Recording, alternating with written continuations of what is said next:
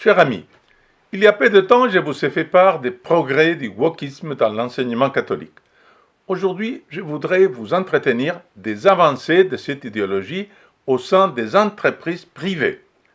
Encore une fois, c'est Valeurs Actuelles qui tirent la sonnette d'alarme via une enquête sur les dérives de la société générale. Si vous-même êtes témoin des avancées de l'idéologie woke dans votre lieu de travail ou dans l'école où sont scolarisés vos enfants, je compte sur vous pour le faire savoir en écrivant un commentaire en bas de cette vidéo. À présent, permettez-moi de vous résumer l'enquête de Valeurs Actuelles. L'hebdomadaire s'est procuré le contenu des conférences antidiscrimination organisées par la Société Générale. Le moins que l'on puisse dire, vous allez le voir, c'est que ces conférences constituent un véritable endoctrinement. L'hebdomadaire rapporte qu'en juillet 2021 a eu lieu une visioconférence introductive sur le thème de la diversité et de l'inclusion. L'intervenante est une femme en charge d'une équipe appelée Culture, Diversité et Inclusion. Elle explique, je cite Valeurs Actuelles, avoir mis en place une feuille de route avec pour objectif de faire de ce sujet un vrai levier d'accompagnement des transformations du groupe Société Générale. C'est aujourd'hui devenu une priorité pour le groupe. C'est quelque chose d'incontournable, précise-t-elle. Un docteur en psychologie sociale intervient lui aussi au cours de la rencontre. Il affirme que la diversité n'est plus un choix, mais, je cite, un non-choix. Quoi qu'on fasse, même si on n'est pas d'accord, même si c'est plus compliqué. Aujourd'hui, la diversité, elle est là et elle va grandissante. C'est un fait. La question identitaire est au cœur de ce qu'on appelle l'entreprise inclusive.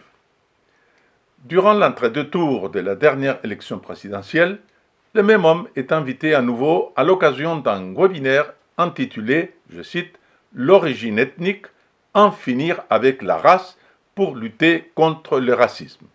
D'après lui, il s'agit, je cite, d'un sujet très politisé, ancré dans l'histoire coloniale de la France et porté par des positions radicales. Il évoque un vote extrêmement élevé pour les partis qui représentent ces théories un peu racistes, avant d'ajouter que, je cite à nouveau, si on définit le racisme comme quelque chose de systémique, alors non, le racisme anti-blanc n'existe pas.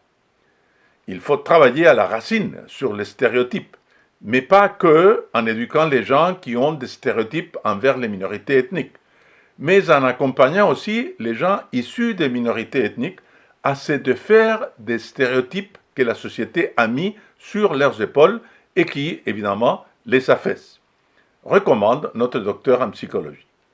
Autrement dit, il faut rééduquer les gens, à commencer par les salariés de la Société Générale. Autre thème de prédilection au sein de la banque, la cause LGBT.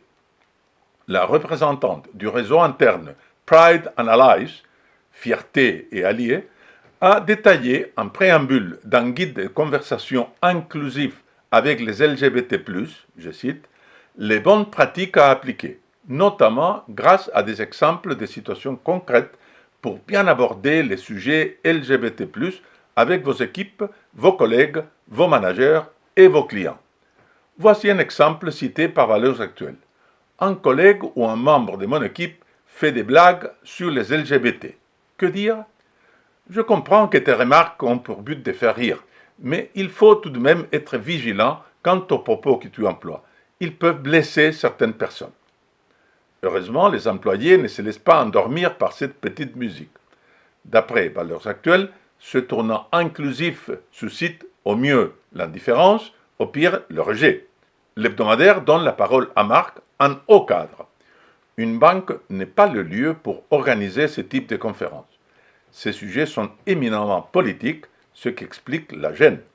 Personne n'osera critiquer par peur d'être renvoyé. Un autre cadre, prénommé Lucas, tire la sonnette d'alarme. La direction des ressources humaines communique de plus en plus sur ces conférences. Bientôt, chaque employé sera obligé de se former sur l'inclusion et la diversité. Une sorte de processus d'acceptation se met en place qu'on peut résumer par une fois ça choque, deux fois ça lasse, 3 fois, ça passe. N'hésitez pas à commenter cette dérive dans l'espace prévu pour cela en bas de la vidéo.